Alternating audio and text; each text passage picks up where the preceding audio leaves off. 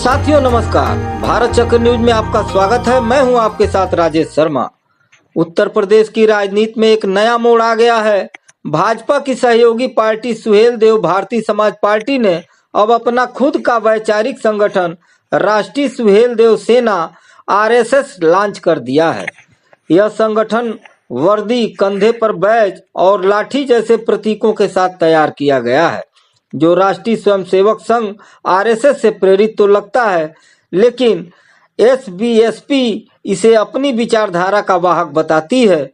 यह कदम 2024 के लोकसभा चुनाव में पार्टी को मिली हार के बाद कैडर को मजबूत करने की कोशिश के रूप में देखा जा रहा है।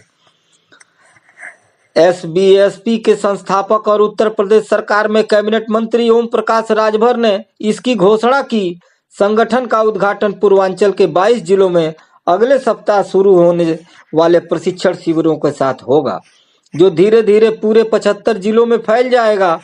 पार्टी का लक्ष्य 1 लाख स्वयंसेवकों को नामांकित करना है, खासकर ग्रामीण इलाकों के 18 से 25 वर्ष के युवाओं को। इन स्वयंसेवकों को न केवल वैचारिक प्रशिक्षण दिया जाएगा, बल्कि करियर गाइडेंस भी प्रदान की जाएगी। राजभर ने कहा, आज कई गांवों में 60 से 70% छात्रों को यह नहीं पता कि वे क्या बनना चाहते हैं।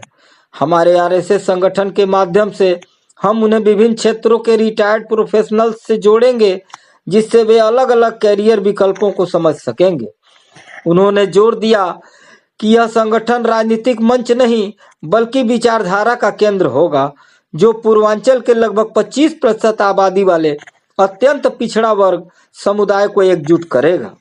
ओम प्रकाश राजभर के बेटे और एसबीएसपी के नेता अरुण राजभर ने बताया, इसका उद्देश्य हमारे कैडर को भविष्य के लिए तैयार करना है। हम 18 से 25 वर्ष के ग्रामीण युवाओं पर फोकस कर रहे हैं, जिन्हें सही कैरियर मार्गदर्शन की कमी है। वे हमारे आरएसएस के तहत प्रशिक्षित होंगे। अरुण ने आगे कहा, हम रिटायर्ड नौकरशाहों, प्रोफेशनल शिक्षकों और प्रोफेसरों से संपर्क में हैं, जो इन स्वयंसेवकों के मेंटर बनेंगे। वे न केवल वैचारिक प्रशिक्षण देंगे, बल्कि सुहेल देव राजभर, ज्योतिबा फूले, सावित्रीबाई फूले और छत्रपति साहू जी जैसे महान व्यक्तियों के देश और समाज के प्रति योगदान के बारे में भी सिखाएंगे।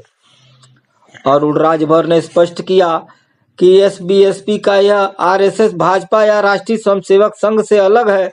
उन्होंने कहा, यह एक अलग तरह का संगठन है। मैंने देखा है, हमारे समुदाय, खासकर ईबीसी समूहों के युवा नियमित रूप से शाखाओं में नहीं जाते, इसलिए हम चाहते हैं कि वे हमारे आरएसएस में शामिल हों, जहां उन्हें प्रोफेशनल से संरचित मार्गदर्शन मिलेगा।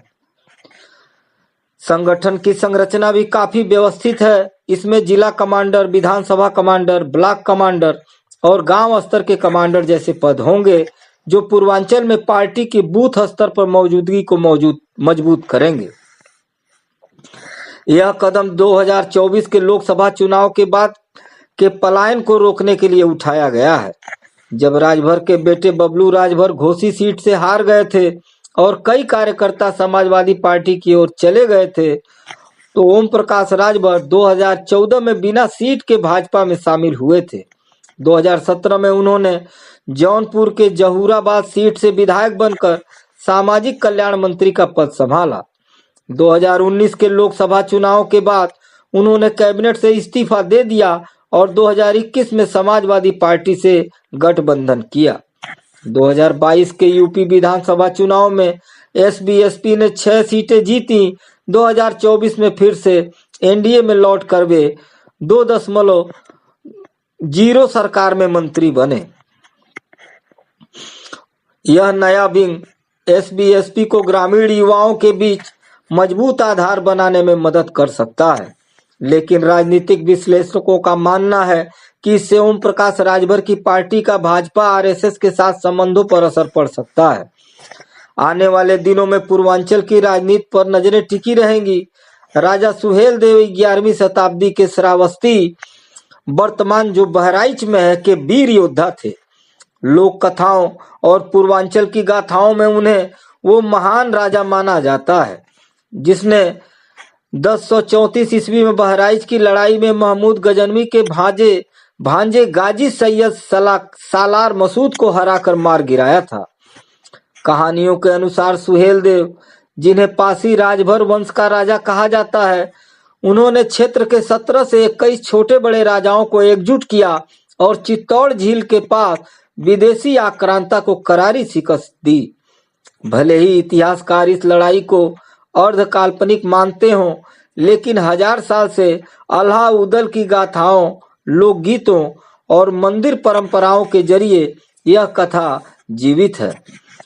आजादी के लंबे समय तक भुला दिया गया यह नाम पिछले 10 साल में उत्तर प्रदेश की राजनीति का सबसे ताकतवर ब्रांड बन गया है।